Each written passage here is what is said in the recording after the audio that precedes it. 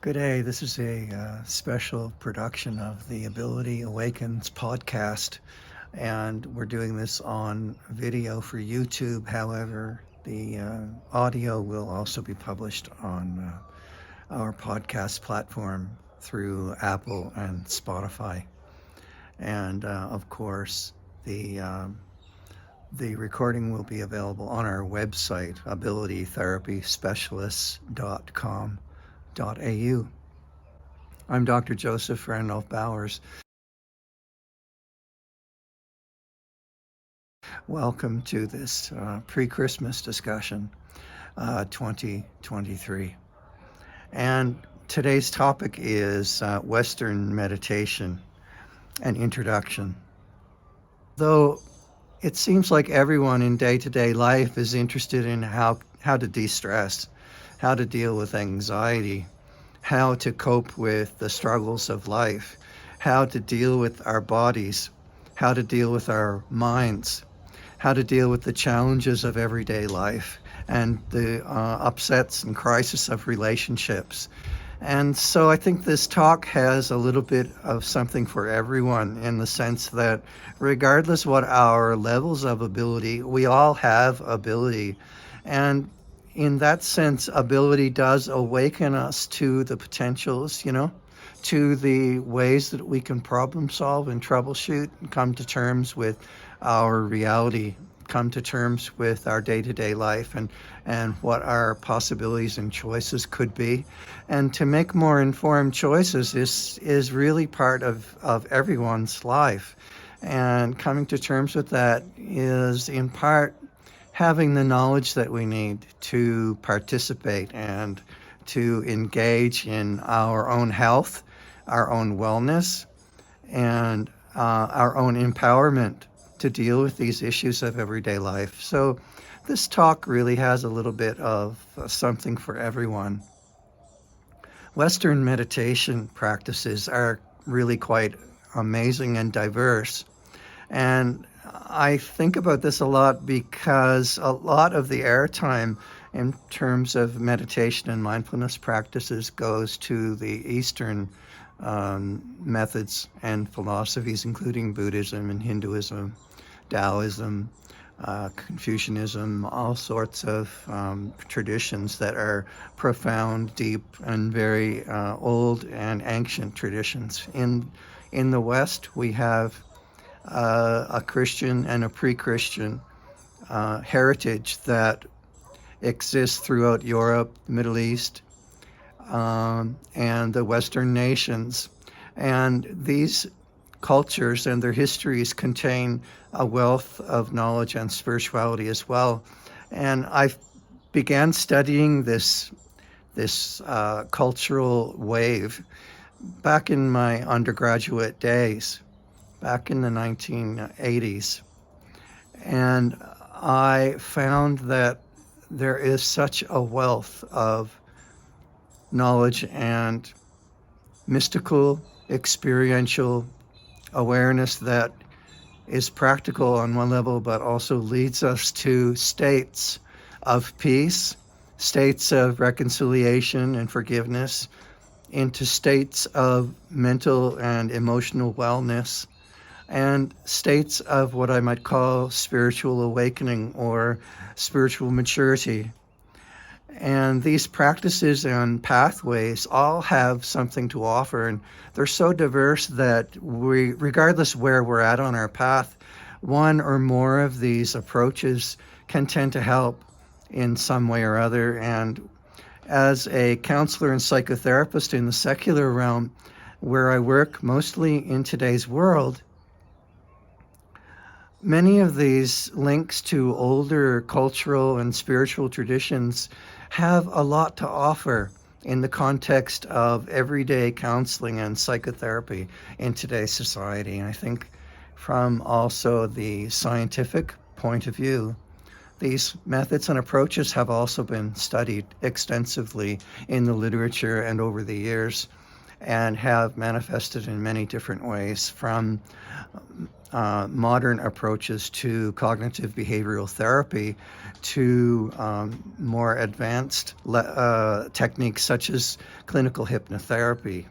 So there are a range of methodologies within the secular fields that have come to express in different ways similar pathways to the many Western traditions that that have inspired many of these modern secular pathways.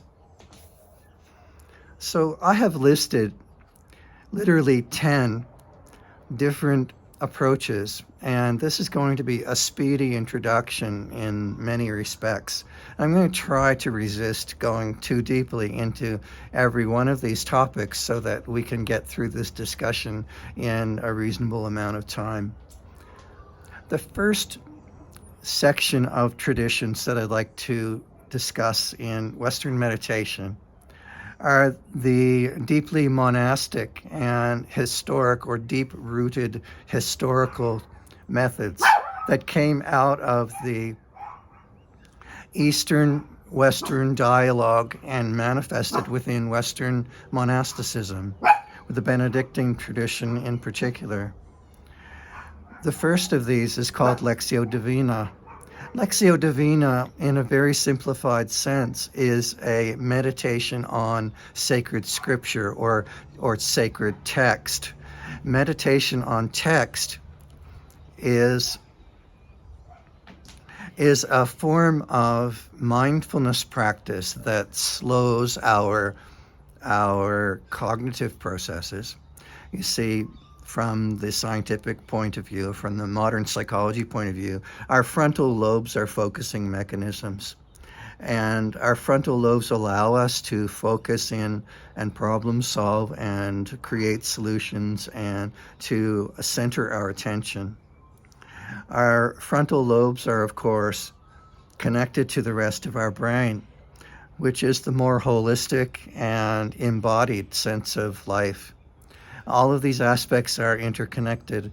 Lectio Divina is a meditative process that uses the power of the mind to focus in and to center on an aspect or meaning within the text, to allow that to percolate, to meditate on that focus and come to a new awareness, or allow the awareness to surface in a kind of prayerful, intentful, meditative state of mindfulness.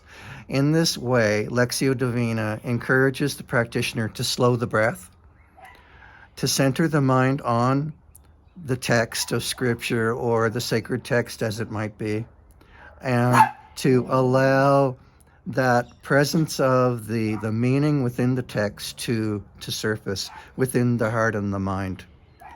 And this attentiveness and presence of person, text, and this sense of the divine or the energy of life coming through this triangular relationship.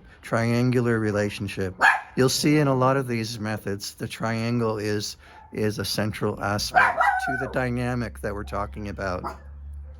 Lectio Divina works between the person, the meditation with the text, and the spiritual energy of life. The next type of meditation practice in the West is called the Liturgy of the Hours. The Liturgy of the Hours emerged out of the monastic tradition as a meditation really on the Psalms. And it grew from this meditation on the poetic and the beautiful poetry of the Psalms, to include the rest of the Old Testament scriptures and the New Testament scriptures as they came forward within the tradition of Christianity. And the Liturgy of the Hours is set throughout the day and the evening, and the monks would bring to mind the sacred scriptures, and they would meditate on them through the hours of the day and evening. So there was morning prayer, mid-morning prayer, midday prayer, mid-afternoon prayer, afternoon prayer, and early sort of evening prayer, and then evening prayer or night prayer, and all of these different hours throughout the day would focus on different aspects of the Psalms and the Scriptures and provide a narrative that guides the individual through the seasons of the year, through the natural seasons of nature, as well as the liturgical seasons of the year. And the liturgical seasons of the Christian year would focus on the aspects of the life of Christ, his birth, um, his early years, his initiation in the temple, his growth as a young man, his ministry life, his life as he worked over the 3 years of his ministry, and of course his suffering, death, and his resurrection. These aspects of the life of Christ would be set within the Old Testament scriptures, in the prophetic links that are there in the Old Testament to what was felt to be the manifestations of those prophetic links in the life of Christ that were also discussed throughout the New Testament. The Liturgy of the Hours is really quite similar in a sense to Lectio Divina, in that the monk would sit with the sacred scriptures and allow them to speak within the mind and the heart, and allow them to inform one's life and one's practices, and that the prayerful meditation, mindfulness practice around those scriptures would provide a context for a lifelong spiritual growth process. The next area I'll cover is a slightly more modern approach called centering prayer. Others might call it Christian meditation, or the prayer of the heart. Centering prayer is a technique that I was introduced to early in life, and it was shown to me as a practice during my exposure to and learning Lectio Divina and the Liturgy of the Hours. Centering prayer, however, was not focused on the scriptures. It wasn't focused on the content or narrative of the tradition per se, but the approach of centering prayer was to empty the mind, to focus on the breath coming in, the breath going out, and to gently allow the focus to center on the heart. And I found personally that the focus on the heart was the most beneficial aspect for my personality and approach to life. So the centering of the heart for me meant to settle the emotions and the energetic level of the body, and allow the feeling sense of connection and peace and oneness to emerge within my consciousness. Through simply focusing on the breath, allowing the thoughts to come and go, not fighting with the thoughts, but just sort of observing them from a deeper place, and allowing the breath to anchor the awareness within the heart, within the body, within the center of being. That sense of being as a participatory experience led me on a very long journey over many years, and defined for me the nature of spirituality, in a sense, as spirituality is how we make our sense of meaning, and how we do that at the experiential level is really primary for me, in the sense that we experience things in life and later, in a sense of wisdom, give meaning to those experiences.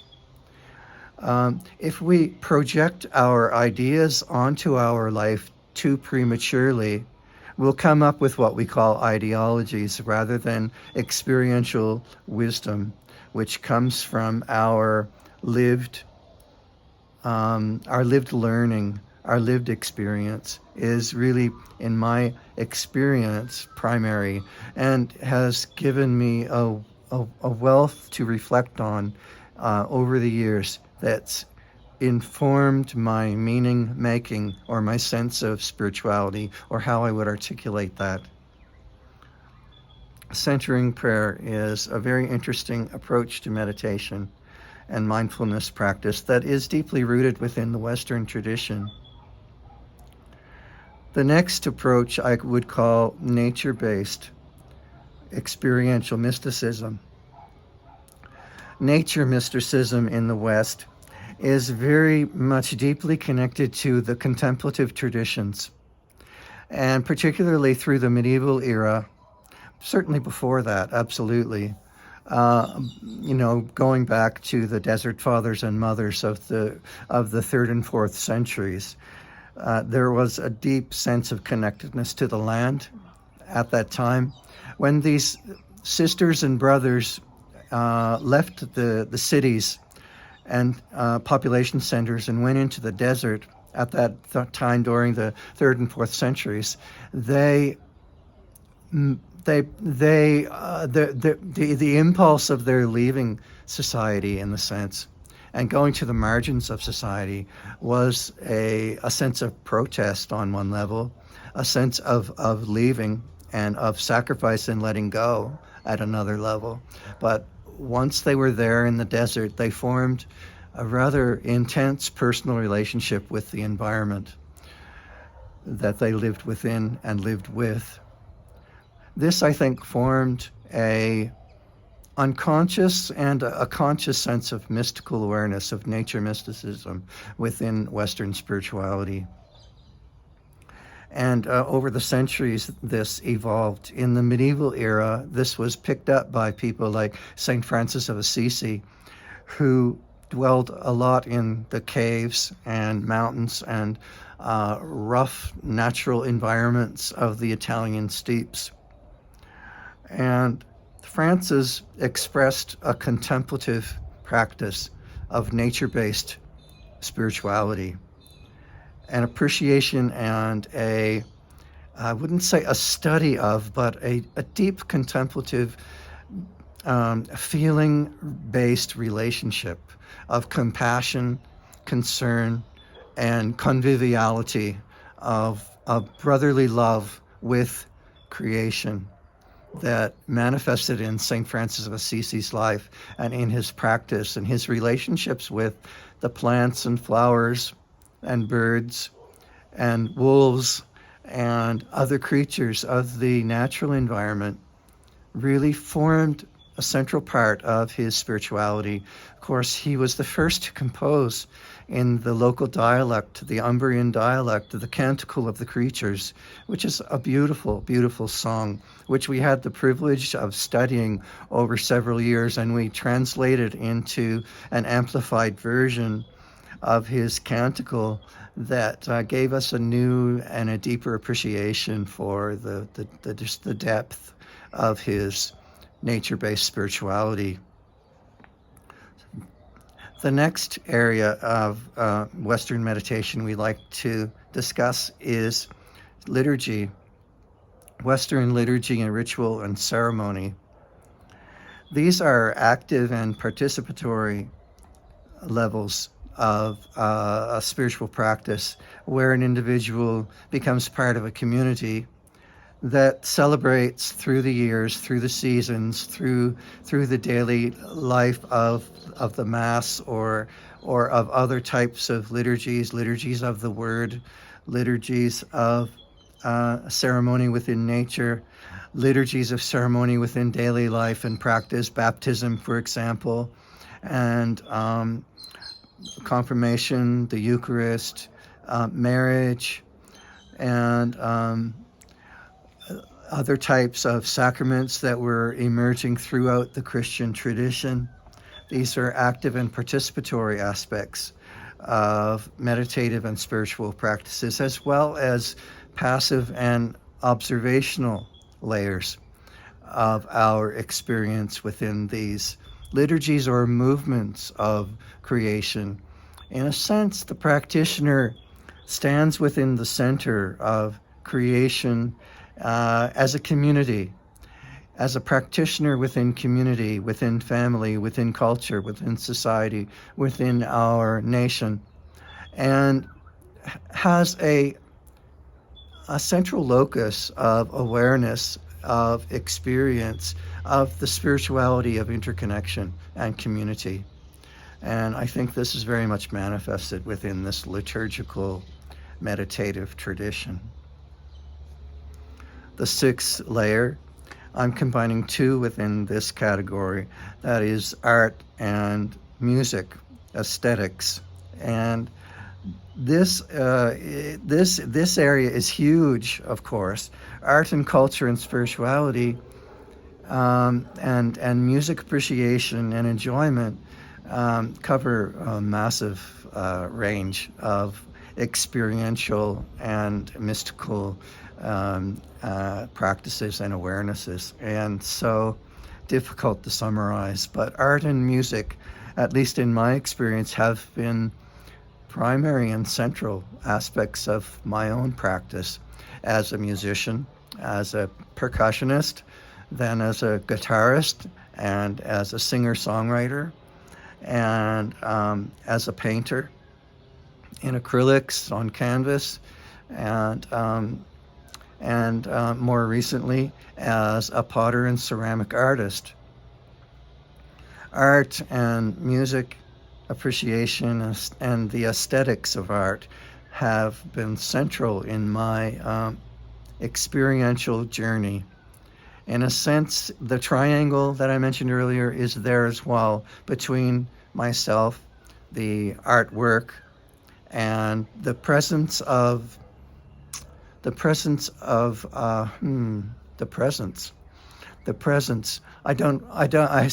I hesitate to say divine, even energy of creation, because in this particular type of triangle between the self, say music, and life, meaning, understanding that comes through that relationship with the self and the music, or the self and the art, or the self and the art creation, is such a complex and diverse experience for all of us, personally and collectively, that it's difficult to articulate. That's why so many books, so many schools, universities, why the arts and humanities is such a huge, huge, huge area of study and appreciation and learning and exploration, and scientific discovery has come out of these diverse areas of expression. So art and music, I'll leave it at that for now as an introduction. The seventh area I'll call the analytic or analysis or logic-based formulation type path. And this is unique in many respects, but terribly important at another level.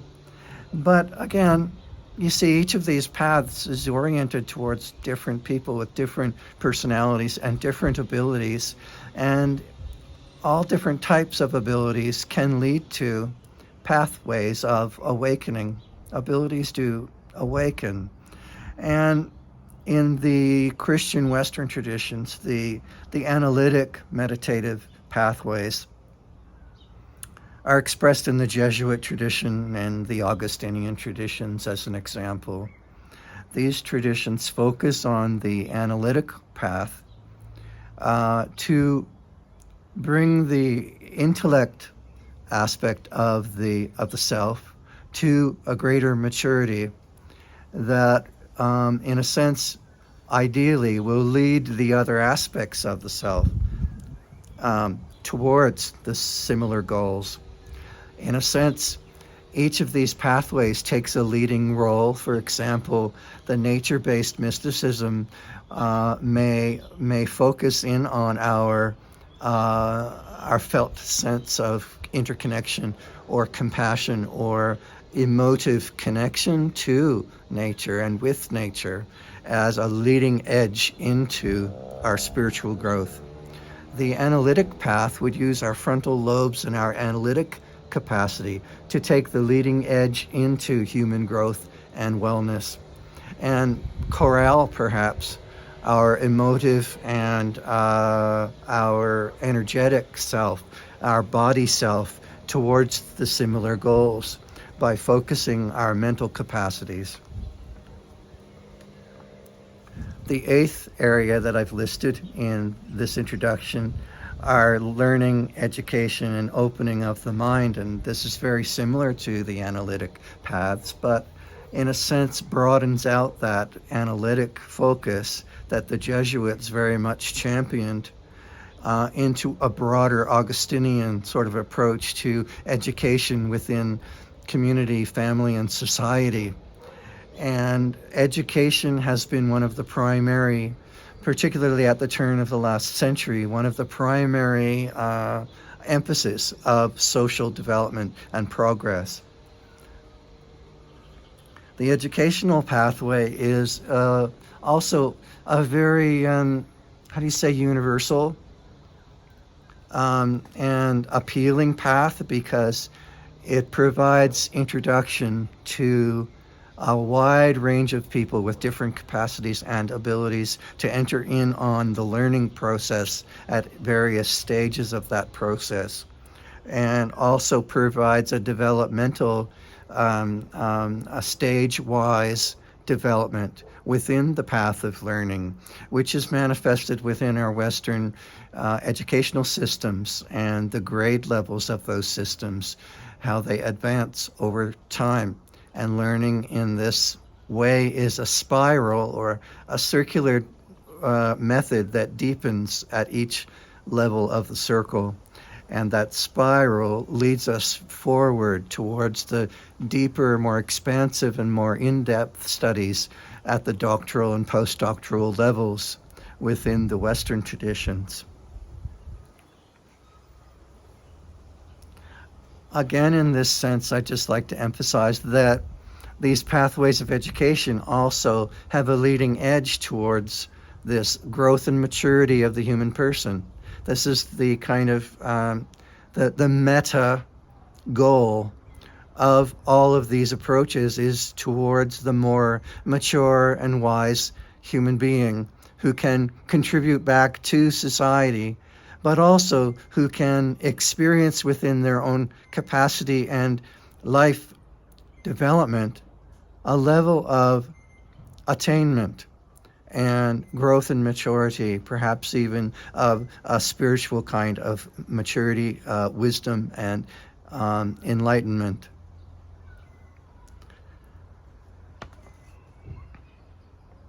The ninth area of exploration here is found within modern psychology, medicine practice, the allopathic and scientific paths. And these have emerged over the last couple of centuries to champion the scientific study of human growth and potential, as well as to understand the obstacles and pitfalls towards health and wellness and how to address these issues. And the medical and psychological traditions have proposed many and various models to address these many issues and potentials within the human person. Looking at these very broadly, they express the will within the human person and the human family towards greater understanding and appreciation and nurturing of our capacity for growth and wellness, for our trajectory towards awakening through our capacities and abilities.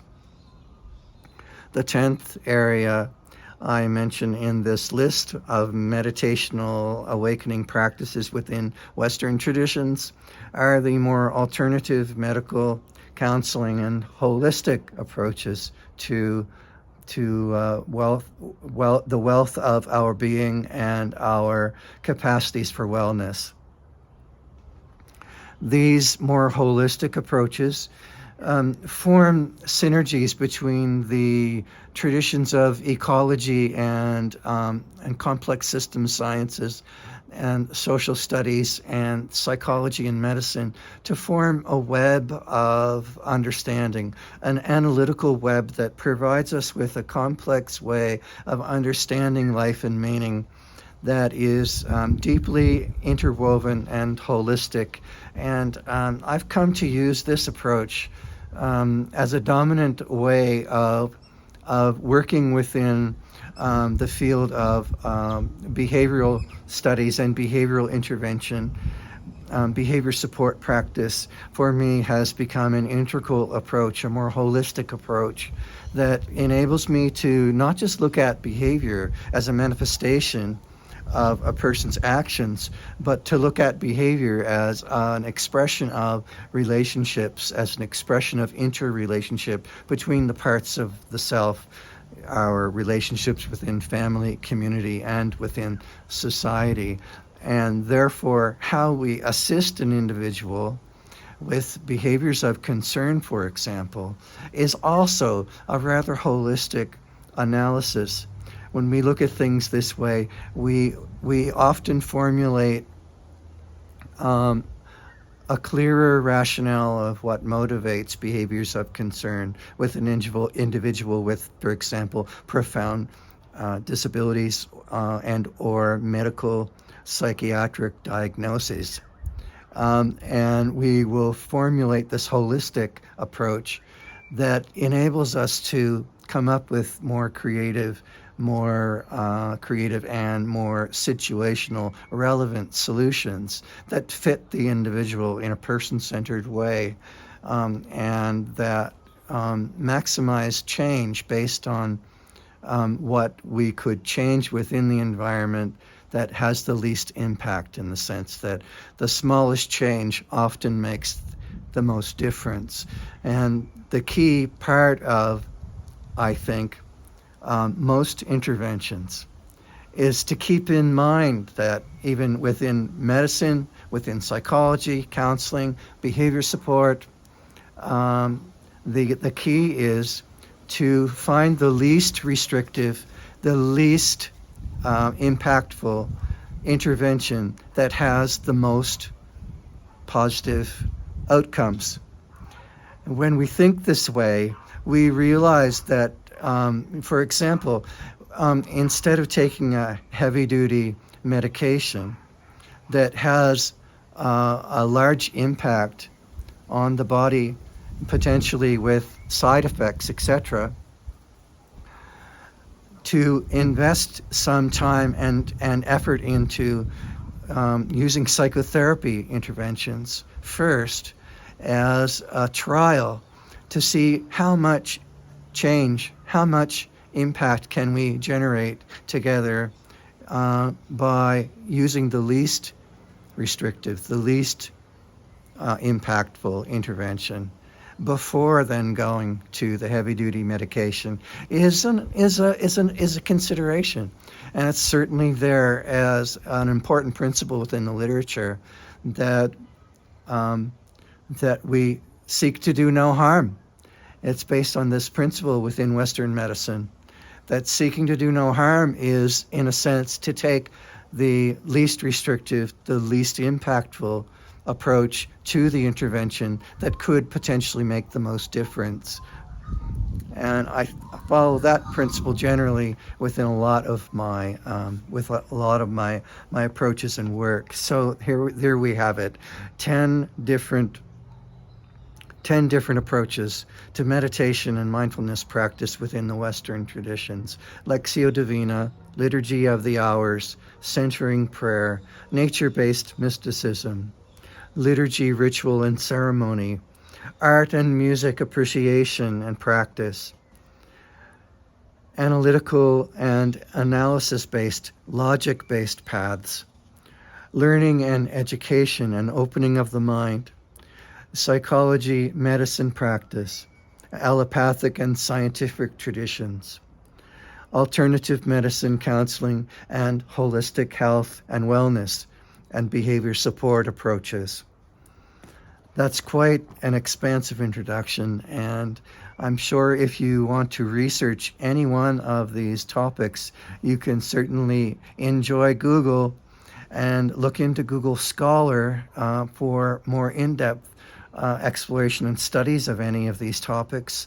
And I'm sure on the web and on YouTube you'll find many other resources and information within these areas as well.